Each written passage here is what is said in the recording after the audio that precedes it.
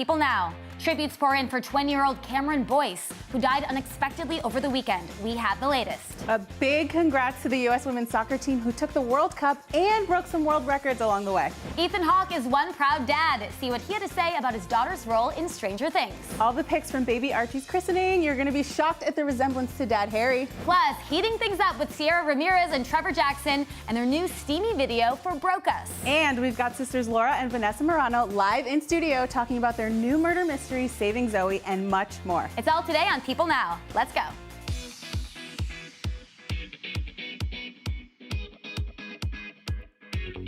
Happy Monday, everyone, and welcome to People Now. Jeremy is out today. We have the lovely Danya Duchess with us. Did you have a great 4th? I had an awesome 4th. I feel like we're still in our red and white. I know. We got the red memo. We're very patriotic right now. Yes. We have a lot to get to today. Starting off on this, we start off by remembering former Disney star Cameron Boyce. In his final interview before his tragic death on Saturday, Boyce revealed he hoped to lead by example when it came to his extensive charity work. The 20-year-old spoke to Haute Living in May, just 2 months before he died of a seizure brought on by an ongoing medical condition. That's according to his family. In the interview, the star gave credit to his family for providing him with a blueprint for giving back and what he could accomplish in doing so, explaining, quote, "There's a long line of difference makers in my family. I'm following in the footsteps of some really strong men and women who've showed me what it means to give back. It's the greatest way to fulfill yourself." Boyce was heavily involved with the nonprofit Thirst Project, raising more than $30,000 for the organization to build 2 wells in Swaziland to help with the water crisis over there. Boyce also spoke of how he hoped to inspire others to do the same and offer tips on how to get involved. He told the magazine that many people have the heart to give back but don't know how, adding that he was trying to be the bridge for those people. Boyce's former co-star Adam Sandler is one of many friends and fans posting tributes for him in the wake of his tragic death. Stick around. Later in the show, we'll be taking a look at all the ways some of our favorite celebs are remembering him. And in Cameron's honor, we want to know which of his roles you will remember most fondly. It's our question of the day. Is it Descendants, Grown Ups with Adam Sandler, or Jesse? Let us know in our Twitter poll or by using the hashtag #PeopleNow. Yes, we'll check in on those results in a bit and take a look at all the tributes pouring in for Cameron. But for now, we move on to this. It's not good for them, is it? I mean, I think obviously it's huge. I think we've been a little shy to say that, putting so much pressure on ourselves because I think we have a case no matter what. Obviously, we brought the lawsuit, but this just, sort of blows it out of the water. It's like, is it even about that anymore? Or is it just kind of about doing the right thing? I think the Federation is in a unique position to, kind of ride this wave of good fortune and get on board and hopefully set things right for the future. So exciting! That is World Cup winning hero Megan Rapinoe furthering the case for equal pay in the aftermath of the team's historic World Cup win and explaining how it helps their gender discrimination lawsuit against FIFA, the international governing body for soccer. And the team, in fact, broke multiple world records in their triumphant campaign. So let's break them down. Why don't we? They started off the tournament with a 13-0 victory over Thailand, which is now the record for the most goals in a single women's World Cup match. It is also the highest margin of victory in both women's and men's World Cup history, which is incredible. Number 2, with 2 consecutive wins, the U.S. is now tied with Germany for the record of most consecutive World Cup wins. Number 3, the team scored 26 goals, which is also a record for one women's World Cup campaign, according to ESPN. And the record that matters the most, this win means the U.S. women's national team now has 4 World Cup wins and holds the record for the most women's World Cup wins. That's so awesome. Everyone's cheering about this. Those were the big records they broke. They also broke many others, so congrats to them. And messages have been pouring in. My Twitter's been lighting up all Sunday and today. Billie Jean King tweeted in part, "These athletes have brought more attention, support, and pride to women's sport than perhaps any other team in history." Serena Williams retweeted the tweet and added, "So happy for each one of you and so proud," heart emoji. Ellen DeGeneres invited the team to come over to her show anytime, saying her, quote, "World Cup runneth over." The team also earned themselves a ticker tape parade in New York City's Canyon of Heroes, with Mayor Bill de Blasio tweeting that he expects to see the team this Wednesday at 9:30 a.m. Now, despite his recent Twitter spats with the team, President Donald Trump also sent his congratulations to the team, but stopped short of inviting them to the White House. Take a look. We haven't really thought about it. We will look at that certainly. So seems like that trip to the White House hangs in the balance, but even if they do get an invite, we really don't know if they would go, with Megan Rapinoe previously saying she would skip it and told AFP that she believes, quote, not many if any of her teammates would go. One of the most talked about moments after the win was this kiss between Megan and her WNBA girlfriend, Sue Bird, on the sidelines. It was a well-earned third World Cup win for Megan. It was great to see her share it with her girl in such an adorable fashion. So happy for them. All right, we move on to this. Beth Chapman's family is bracing for a massive turnout for her memorial service in Colorado on July 13th. Beth wanted her send-off in her home state to be accessible for everyone, so her family has been working with local law enforcement and hotels to accommodate a large crowd. The family is also putting together a live stream for those that can't make the trek to Colorado. On June 26th, Dog the Bounty Hunter confirmed that his wife, Beth Chapman, had died at the age of 51. The news came after Chapman was hospitalized after being placed in a medically induced coma. Dog the Bounty Hunter confirmed Chapman's death on his Twitter Wednesday morning, writing this: "It's 5:32 in Hawaii. This is the time she would wake up to go hike Cocoa Head Mountain. Only today she hiked the stairway to heaven. We all love you, Beth. See you on the other side." Beth was first diagnosed with stage 2 throat cancer in September of 2017. 2 months later, she and her husband told fans that it had been completely removed. Unfortunately, the cancer returned last year. Beth admitted to fellow churchgoers in Florida on Mother's Day that her diagnosis had been testing her faith, and alluded to having stopped chemotherapy treatments during her speech, saying, "Chemotherapy is not my bag, people. Sorry, that's not for me. So for me, this is the ultimate test of faith. This is my ultimate lesson, and it will either be taught to me or to you. And I'm fine with taking the hit for everyone else because I think I know another guy who did the same thing." Very powerful words there. Our thoughts go out to the Chapman family, their friends, and their fans around the world. Well, Ethan Hawke is one proud dad. Days after the 3rd season of Stranger Things dropped on Netflix, Ethan shared a post on his Instagram praising his daughter Maya for her role as Robin on the series. Ethan wrote in part, "Some of you may know her music, some may not, but ladies and gentlemen, get to know Maya Hawke. She's the real thing." So cute, so supportive. The post caught the eyes of several A-listers, including Andy Cohen, who commented, "She sure is amazing." Laura Dern added, "Yes, she is." And fellow Stranger Things star Finn Wolfhard quipped, "Yay, Dad." Now, Maya plays Robin, a teenager who works at a sailor-themed ice cream parlor with Steve Harrington, played by Joe Keery. Now, Robin ends up helping the Hawkins crew in their fight against evil. So take a look at this clip of Maya in Stranger Things Season 3, having a deeply emotional and personal conversation with her new pal, Steve. Watch. Do you remember what I said about Click's class? About me being jealous and, like, obsessed?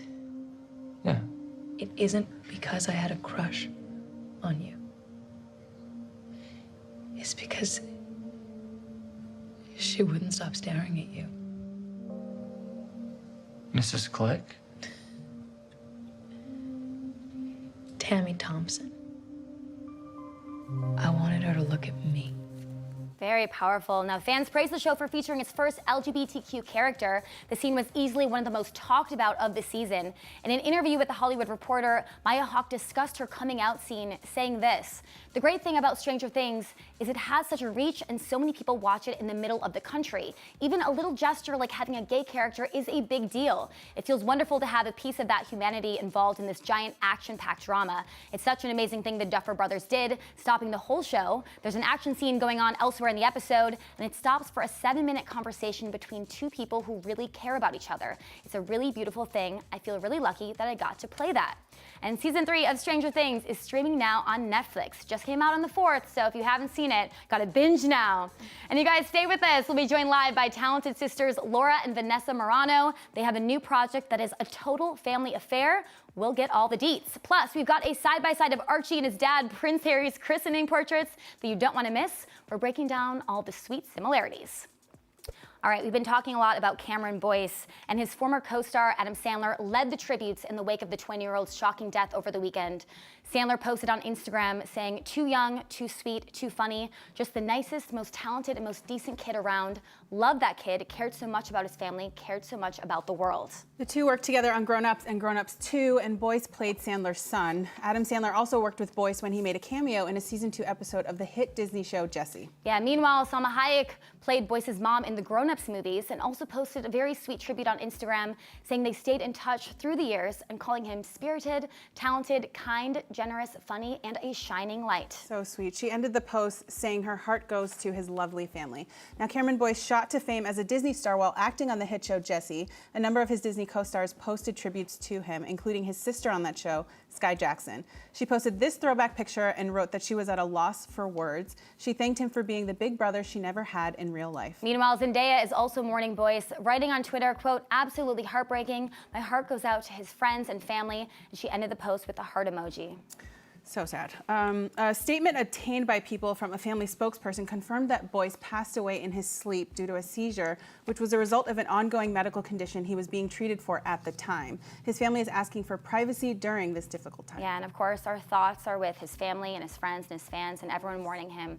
All right, we've been celebrating the U.S. women's national team's second straight World Cup win since Sunday, and star athlete Megan Rapinoe has been making some headlines of her own after an interview she did where she paid special tribute to her brother Brian. So the soccer star gave a shout out to him saying, "Happy birthday, Brian, I love you so much," as she blew a kiss to the camera. This is such a great story. A little more information on Megan's brother. Brian couldn't make the trip because he's currently finishing up a prison sentence in a rehabilitative program in San Diego. Brian has had troubled journey with drugs since he was 15 years old and first serving in a juvenile detention facility, then prison. While in prison, he aligned himself with a white prison gang and was inked with Nazi tattoos, according to his and Megan's mom, Denise, who did an interview with ESPN. Yeah, very interesting stuff here. So gang life inside the prison walls led to even more troubles. He ended up spending 8 of his 16 years in solitary confinement. It was those years that changed something in Brian. He befriended another inmate, Sanika Shakur, also known as Monster, who is a black nationalist and the author of the bestseller Monster: Autobiography of an LA Gang Member. Now, Brian credits that friendship as the reason he turned away from white supremacy, and he had some of those tattoos lasered off. He did continue to struggle with drugs. Another battle with it was when Megan went to her first World Cup in 2011.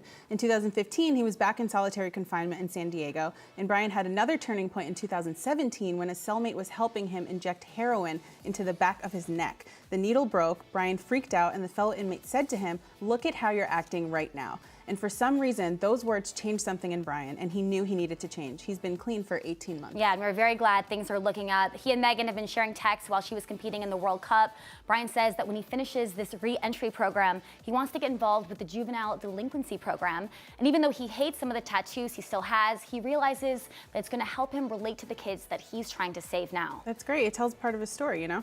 Megan told ESPN in an earlier interview, it would be such a shame if he left this world with nothing but prison sentences behind him. To be able to have him out and to play for him and to have him healthy with this different perspective that he has now, this is like the best thing ever. He has 1 year left of his sentences, and we really wish him the best.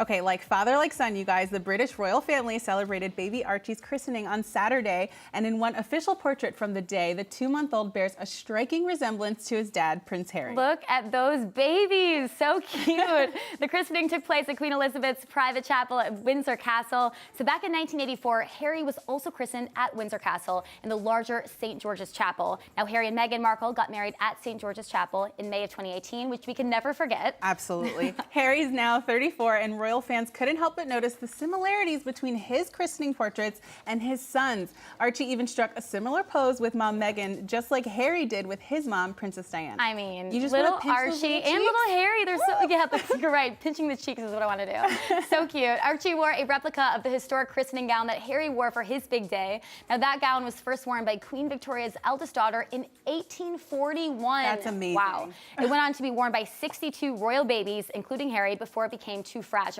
But I'm surprised it made it through 62 babies. 1841 is a long time. In a sweet, sweet tribute to Harry's late mother, Diana, sisters Lady Sarah and Lady Jane were also in attendance at Archie's christening. Looking great. Now, Archie's christening was attended by around 25 close family members and friends in total, including Meghan's mom, Doria Ragland, Prince William and Kate Middleton, and Prince Charles and his wife, Camilla, Duchess of Cornwall. They look amazing. That picture is like priceless. Yeah, it's pretty epic. Yeah, Harry and Meghan posted 2 Instagram photos on Saturday to celebrate, writing in part, part, the Duke and Duchess of Sussex are so happy to share the joy of this day with members of the public who have been incredibly supportive since the birth of their son. And a royal source previously told People that Meghan and Harry chose to have their son's christening at Windsor Castle because they, quote, wanted an intimate, peaceful setting in a place with such a special connection to Her Majesty. Now, following in his cousin's tiny little footsteps, Archie's service was conducted by the Archbishop of Canterbury, the Most Reverend Justin Welby, who christened Prince George in October 2013, Princess Charlotte in July 2015, and Prince Louis in July 2018.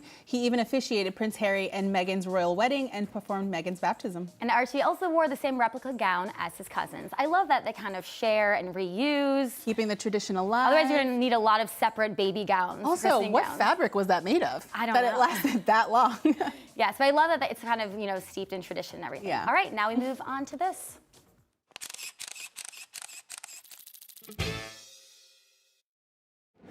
Oh, look at you, fitting into Jade's jeans. Oh, these aren't Jade's. These are mine. Oh, I think they look cute.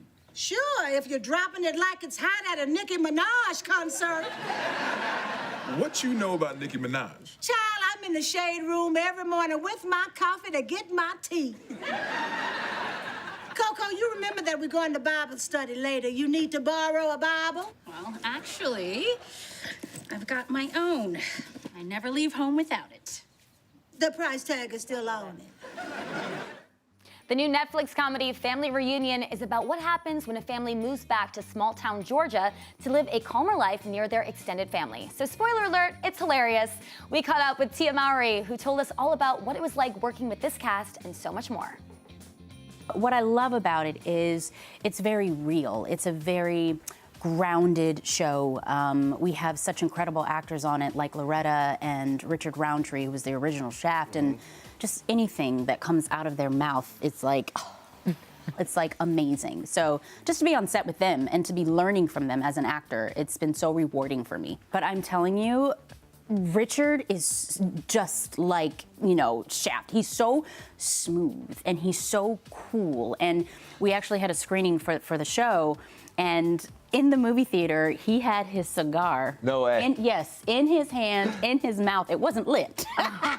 Just the look and the feel. Just the look and the feel. It's a and he was comfort like thing. just sitting there watching the show. I was like, this dude is so cool. We have so much fun on this set, and everybody knows I am so obsessed with Loretta. Like, she is so incredibly amazing. I was like, if you were to just take a little bite of her, she would taste like candy. Like, she's so humble. Yeah. I mean, so sweet, you know, because when you're working on the show and you're working with Richard and Loretta, you know, you're like, oh my gosh, and like nervous, but not at all. Like, they made you feel like we are in this together. Sounds like they had such a blast. Now, Tia told us that her character on the show, Coco, parents from a non-traditional place, just like she does. So we wanted to know a little more about that. Take a look. You said that you parent a lot differently. I do. What's the most sort of non-traditional thing about you as a parent? My 1-year-old is still in my bed. So my 1-year-old, ever since she was born, she was always in our bed, and my son was in our bed till he was 4. Woo! What's everybody else think about that? My husband's fine with it. Oh, uh-huh. If he was not fine with it, maybe we No, would you have to have a discussion. Yes, but he is so cool with it. He's fine with it. Now, my mother, on the other hand, you know, she's like that, you know, strict. She's like, you need to do the cry out method, put your baby in the crib. That's right, let him cry it out. And I'm like, no, I don't want my baby to have any sign of stress whatsoever, you know? So yeah, that's one thing. And also, if you look at it, my children, their names, Cairo and Cree, they're both unisex. Yeah. So it could go either way. It could be great for a boy or a girl. And I'm really into that. I'm really into my children not allowing society to define who they are and what they want to be and what they want to do. And I start with their names like that on purpose. Also, even with their nursery, like my son and my daughter's nursery, it always started with a beige color. You know what I mean? Like a neutral. Yeah, neutral color. And then whenever they grow up, and then if my son happens to be into dinosaurs or cars or whatever, I'll put him in his room. Same thing with my daughter. I don't want to you know, tell them what they need to like or want, so I go with the flow. And that's very much like Coco in the show. She just goes with the flow, and that's how I parent. So the kids are always in the bed, but how do you and your husband get alone time? We find ways. So, well, Cree is now in his own bed, but we, there are other rooms in the house. There are other rooms in the house and other times of the day. Exactly. And in my opinion, that's even more exciting. Come on. You make it work. Well, since Family Reunion is about a family that moves away from a big city to a smaller town to live a quieter life, we asked Tia if that was something she would ever do in her own life. That's a good question. Nobody's ever asked me that. It is something that I think about daily, to be honest with you, because as you have a family, you want life to kind of slow down a little bit, and you want to be more in an environment that caters towards family. In cities, they move very fast. But I think right now, my husband and myself, we're both actors, and LA is just kind of like the hub of where all of that is, and it keeps us on our toes when we are in that working environment, as opposed to if we were to go to some place that was slower, I think we'll just kind of sit and relax in it a little more. And we're not ready to just not give up on our careers, but we want to still hustle, should I say. When you think about that slower paced life daily, which I think about it too. So just like have a ranch. A farm. What do you envision? And have you thought about that? Yeah, I envision just a lot of land. I envision, a nice farmhouse.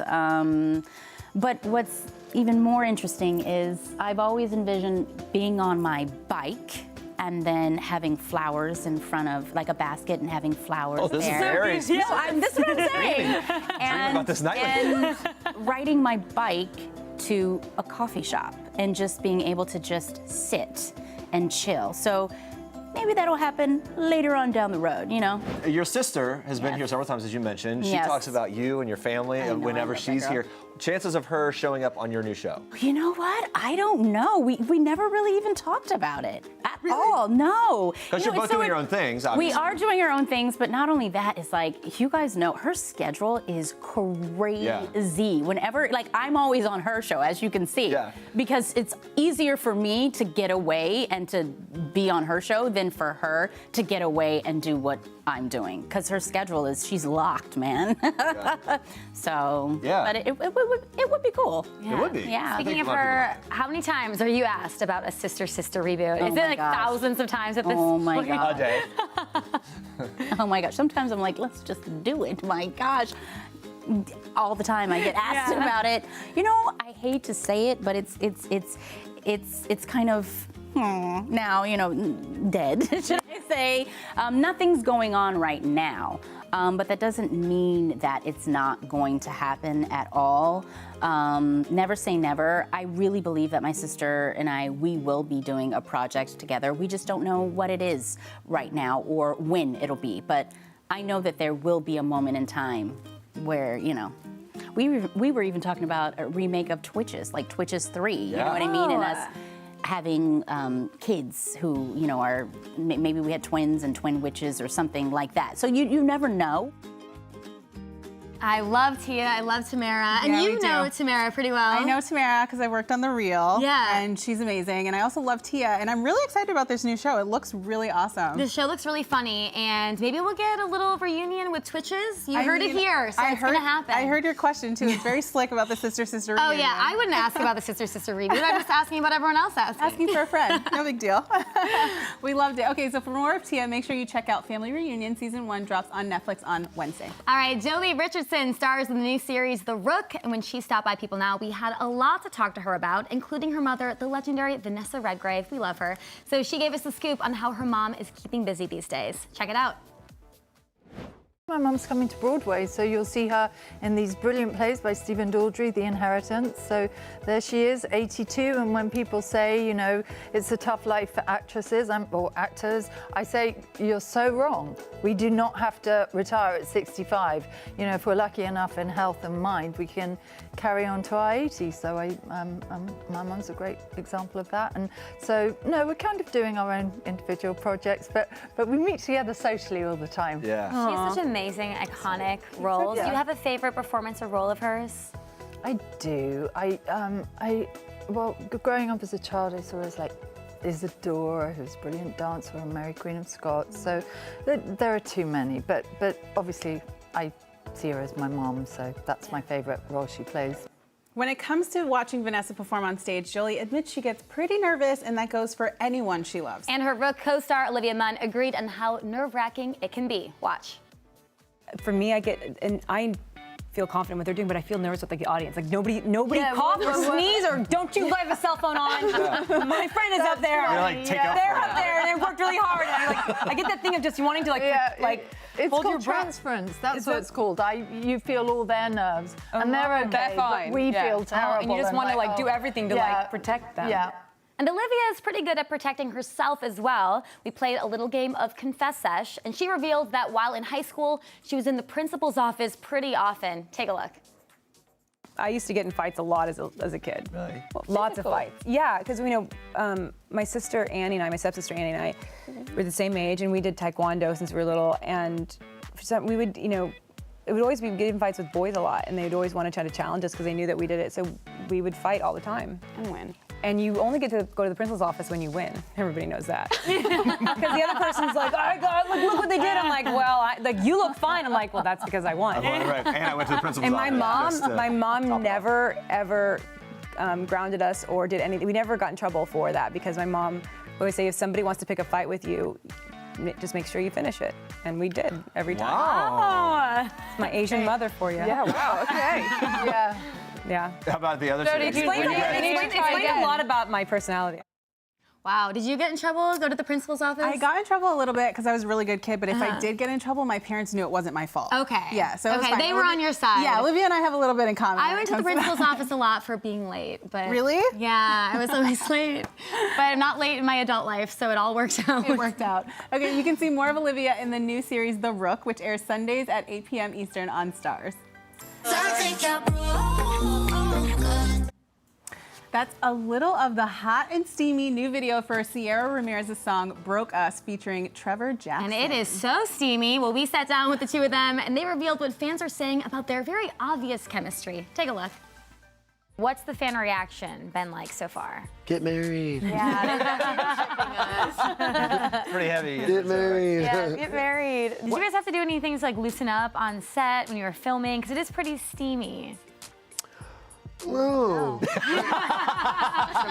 came so naturally. Just ready to go. They oiled me up, They sure did. They did oil you up. Yeah, when you're oiled up, I think you just get right into character. You're ready to... There's a shot in the video I do not approve of. My lips are very, very shiny. You look like you're wearing lip gloss. It's aggressive. Wait, it's your first close-up in there. Yeah. I know exactly what it is. Yeah, and I'm like, okay, you got to tell me you put a little bit of chapstick on, not the entire body. No, it's still a good look. I think it works. It was a look. They're so cute. Okay, and not only does Cierra have this steamy video out, she's also producing and starring on the show Good Trouble, which is executive produced by none other than Jennifer Lopez. And when Cierra met J-Lo for the first time, it was pretty epic.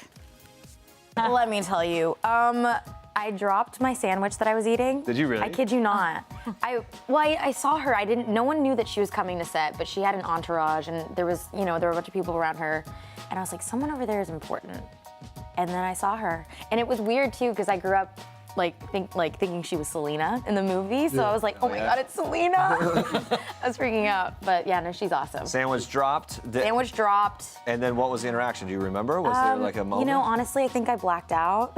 Yeah. Did you pick the sandwich up? I did. Okay. Yes, don't worry. No, Okay. I relate. I interviewed her on a carpet, and I completely blacked out. She's iconic.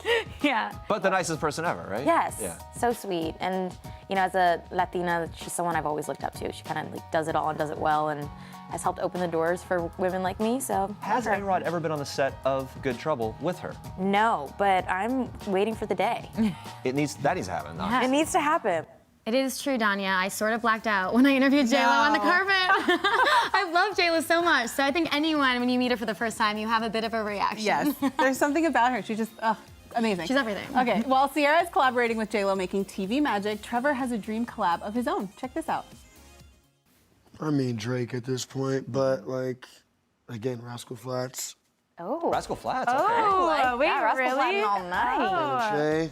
Okay. and share the new Rascal Flatts. That's it. So wow, this is the country thing is gonna happen. That's real. That's real. 1051. Okay. Oh yeah. I listen to an hour. Yeah. So country music always has, I mean, a lot of country music has different themes. Yeah. And like, well, obviously kind of a country theme. Do you have like a theme picked out of what the song would be about if you did a collab? Probably just being barefoot. I hate shoes. I really love being barefoot. I feel like every time I hear a country song and they say barefoot, I'm like, yeah. And honestly, you can write, you definitely can do a whole country song about being barefoot. Absolutely. Yeah, there's actually a song called Barefoot Blue Jean Night. I was just gonna say that and one, I love that song. Like, yes, that's what I'm talking about. I was not expecting him to say Rascal Flatts, Neither but was I I. love Rascal Flatts and I love the country crossover, so maybe it'll happen. I think it would be a dope I love collab. it. All right, make sure to check out Cierra Ramirez's new song, Broke Us, featuring Trevor Jackson. It's out now, and it is very hot, so watch it. All right, we move on to this. Vanessa and Laura Marano are teaming up for a new movie called Saving Zoë. It's a teen thriller that follows a high school girl who's trying to find the truth about her sister's murder. It is very intense. Very intense. Now, the movie is based on a young adult novel that deals with sex crimes and sex trafficking online. Let's take a look. Everything you're feeling is normal. Your sister was murdered, and you're trying to deal with that. I remember last summer. Who's that? I knew it wasn't you, I swear to God. We found your car, Mark. Are you sure there's nothing you want to tell us? He was the last person to see Zoe alive. Wow. Like we said, this is a very intense film, and Laura and Vanessa are joining us now. Thank you, ladies, for being here. Oh, thank you so much for having us. There is so much to get into. Before we get into the film, though, I want to talk to you about this. We've been talking about the passing of Cameron Boyce today on People Now. You posted a very sweet tribute to him on Twitter. What is your favorite memory of him, and how will you remember him? He was such an incredible guy, and I think there are so many amazing memories that I'm sure so many people have of him. I know for me, he worked with an organization that I've been working with called Thirst Project, and the last gala that they had, he was awarded an award there and actually made such a beautiful speech. And I remember talking to him after. I saw him shortly after that too as well. But he was a really, really incredible guy, and I'm just really feeling for his family right now, his super close friends. He just moved in with them. Yeah. His very close friends. And you know, hopefully we can all learn to heal during this time. And he impacted a lot of people. Is there something you want fans in particular to know about him that maybe the public didn't know? Well, he loved giving back, and he loved this idea of really participating in something that's bigger than yourself. And I hope that everyone takes that with them and tries to live their life that way. I was literally just doing something with Thirst Project this weekend and spoke about him before everything because of the example that he set and will continue to set and try to inspire kids, saying, you know, use that. Really try to look inside yourselves, find that special, unique quality that we all have, and try to harness that into bringing good in the world. Yeah, thank you so much for sharing that. He obviously will be missed and had a huge impact on the world, even at such a young age. He really did. Beautiful spirit. Let's move on to the movie. You don't only star in the movie, you guys are producers on it as well. And your mom actually optioned the novel 10 years ago. Yeah, now, Laura, now 12 years ago, yes. 12 years ago, wow. Now, why did you want to share this story on screen? Yeah, well, I guess even speaking on that, you know, it's a really important story, and I think talking about something that is bigger than yourself. When we first read this, I was 11, Vanessa was 14. Yeah, it was a long time ago. It was a very intense subject matter. But you know what was so amazing about it is that it was a young adult novel, so it was geared towards our age group, and it was the first book that I think both of us had really read in that genre that took a subject that is a very difficult subject that doesn't get discussed often, but it affects that age group. It affects young girls, and it really spoke to young girls. And we were like, wow, we want to tell this story because it's a story for girls, about girls. And yes, it is dark and difficult and intense, but it's something that we all need to be talking about because we're experiencing it. Well, it's the reality. And so it's very important to know these things. I mean, you talked about these tough topics, sexual exploitation, sex trafficking. I'm sure you learned a lot in the process of researching and everything. Oh, for What sure. was the most surprising thing that you learned, Vanessa? You know what was really interesting is we had the absolute pleasure of showing the film to survivors of sexual exploitation, and they had an amazing reaction to the film. They really loved it, which made us so happy because we really wanted to do them proud. One thing they did say is oftentimes children in that situation, young women in that situation, young men in that situation do not feel that they can contact the police. Some of them had contacted the police and hadn't really heard anything. Oftentimes the adult is believed instead of the child. And I think that was something that was really interesting to be brought up to us that we had no idea about, of like, okay, wow, this is a conversation that needs to happen about people do not feel that they can come forward about something because they do not feel that they're going to be believed. And that was based off of real experiences that these survivors shared with us. Wow. Another thing that was also crazy is I think we think about human trafficking, we think about sex trafficking, and we don't think about online sexual exploitation. I think we think about, Laura said this so well, we think about taken, we think about you being kidnapped. We don't realize the insidious ways it happens domestically, especially. And around the world, it's a $99 billion industry. Wow. Yeah. That's insane. You're working with a group called Equality Now. Vanessa, tell us a little bit about it. Well, they're amazing. They're a group of lawyers that advocate for women's equality internationally as well as domestically. And this is obviously a subject they deal with. They've been so great with just educating us and introducing us to survivors and really championing this film. Yeah, I love what you guys are doing, bringing awareness to these things, but also working as sisters. I mean, was it harder, easier than you thought? Laura? You know what, I think it was everything, right? Yeah. It was us, you know, not sleeping, working the hardest we've ever worked, and having that, you know, kind of solid base of a relationship there, and our mother obviously was there as well, but also wanting to all, you know, punch each other in the face. Yeah. Who gets off track the most, and who's the one that has to kind of like, all right, let's get back on track here? What a bitter laugh. That was quite the reaction there. That was very heavy reaction. I mean, I feel like our mom gets off track the most, actually. Out of but I all think of it's us. because she has that kind of mind where she can really focus and think about different things all the time, multiple things at the same time. And I think that's actually a really good thing to have as a producer. Yes.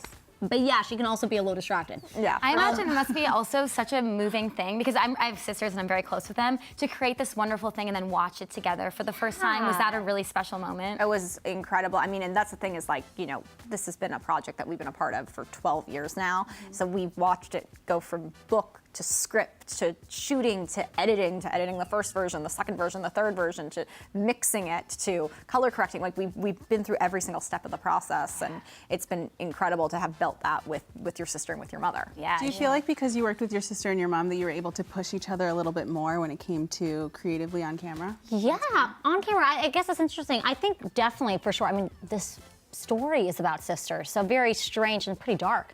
So pretty strange to put yourself in that lens and that character with your own sister. You know, that was trippy. I think for sure. Yeah, but it's also why we wanted to make the film. Is I think we connected so much with it as real life sisters that it felt very real to us. Totally. Yeah, for sure. Yeah. Wow. Well, Laura, you've worked with Jeong in the past on a music video. So what was it like working with him now in more of a serious setting? He seems like such a wonderful guy. He's such a wonderful guy. I just love Ken so much, and such a different setting, right? You know, in my Boombox music video, it's very much like he is hilarious and was with that same, you know, it's a silly music video, and I asked a favor for him because his daughter takes class at my mom's children's theater randomly. And he was still so like in the zone and wanted to like work on the bits with me and just so awesome. And so with this part that he plays in Saving Zoë, very different, very serious. I think a couple people were a little worried that, you know, casting him, he would, you know, automatically evoke people to like start laughing, but he really does an incredible Not at job. all. Yeah, he completely transforms. Yeah, and you forget the comedic Jeong. He does such a good job in this. Did such an amazing job. Yeah. We're really excited for people to see him in a different role. Totally. And I was gonna say he brought though that same you know, energy, that work ethic from Boombox to this in a different way. He's like, he wanted to work on it. We ran lines a bunch. He was just awesome. What range he has from Boombox to this, it's so incredible. Speaking of your music, Laura, you dropped a new music video for your song, Lie to Me. Love that you and Noah Centineo are kind of working together in some capacity, used clips from your Netflix movie, The Perfect Date. So talk to me about this and where did the idea come from? Yeah, it's really funny. So in this music video, it's kind of these these sides of me, right? So you get to see me as an actress, obviously when I'm acting in The Perfect Date. You get to see me as my singer-artist self. Very seductive. Very dress seduction. And then you kind of just see me in pajamas hanging with friends. So, you know, the song is in the movie The Perfect Date. The producers on Netflix opted to have the song in, which is really incredible. I wrote another song for the movie that made into the movie as well. And then they were like, do you have another one? And I was like, yeah. And it actually works really perftly. Which side of you is most accurate, Vanessa? What do you think? What is she most like? The three sides. Oh, definitely the pajamas. Yeah, typical. 100%. Very true. Any plans to reunite with Noah for maybe another music video where you're actually together? Oh, I mean, I'd always be down for him to direct a music video too. He's like he's just a very artistic, creative guy. So I would love to work in any capacity. That's amazing. And you also released your own emoji line. Yes. That's so cool. Yes. What is your absolute favorite emoji to use?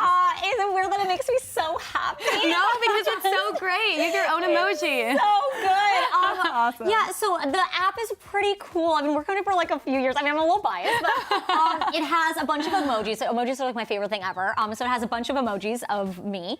And then it has like a little style dress up game. And it's all getting donut points so you can unlock exclusive videos in the app as well. So Which is really cool because they're like videos that like no one has seen before. They've just been filming for months at like certain events. They're really special. It's very videos. smart and creative. So you love your emojis and your it's called the. So it's called Laura Emoji. Laura Emoji. Get it right. Fantastic. Yes. Yeah, and I'm like so excited it's out. It's super cool. Vanessa, are you big into emojis? Do you have a favorite emoji besides the Laura emoji? I mean, obviously the Laura emoji. Yes. I'm trying to think what your favorite emoji would be. I don't know. That's a great. Which one do I use a lot?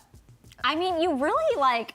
You don't use. I'll be really honest with everybody. I'm an emoticon person. I'm still doing the colon Wait, that's and the parentheses. Wow, that's like old school. Yeah, She's throw trying it to bring it back. I'm ancient. I'm cool. Last bit of news that we just saw, you squashed rumors out there that you're not in Pitch Perfect 4. I'd love to be. But where did that come from? No idea. Side note, didn't even know there is going to be a Pitch Perfect 4. Now we know. I don't know. Actually, we don't know. If there is, Elizabeth Banks, I'm happy, very happy to be in that. I have no idea where it came from. It just appeared on IMDb, and fans had asked me about it, and I was like, what is going on? What's happening?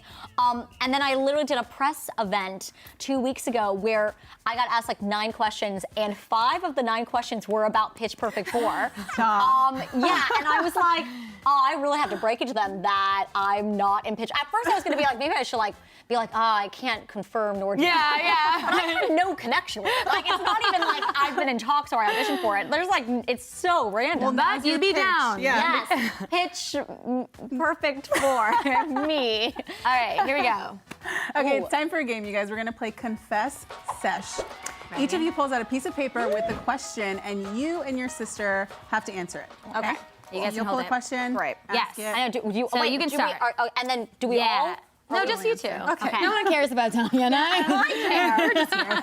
We care about you. Ooh, what is your dream role in a film? Ooh, that's a great. And I answer it. Yes. Okay. My dream role in a film. Okay, definitely like I would be so down to be in like in a reimagining of like a Disney movie. Probably Hercules, me playing Meg. I've thought about that. Hercules. Did I say Hercules? We got it. It's a new version. It's the updated. Yeah, in my head I said Hercules. Or just in like a new Harry Potter film. That would be nice. Yeah, What about you? This is gonna sound really weird, but I like oddly want to be like a weird narration side character in a film. So like the way that in Antonio Banderas does this in Evita, where basically like he's not singing because I can't sing, but he's like the narrator, but he's also like a character within the plot, and I just think that's like a cool like going in and out of. Yeah. I feel like you've thought about this. I know. What a reference. You guys, I was listening to Evita on the plane. All right, next one. All right, let's see here. Can you hold this while I Yes, open I the can. thing? All right, cool. I feel like I took this from you. No, it's all yours. What is your favorite movie of all time? Ooh, okay. It's hard for me to narrow down. I love 500 Days of Summer. That's up there for me. But I also like I love Devil Wears Prada. I love When Harry Met Sally. Like, all great films. It's really it's got to be like a romantic comedy for me apparently. What about you? Do you like rom-coms? Love rom-coms. Being in The Perfect Date was a dream because it's a rom-com. Yeah, my favorite films aren't rom-coms actually, but I love them. But my 3 would probably be Gone with the Wind, which I guess is a rom-com in itself. Yeah.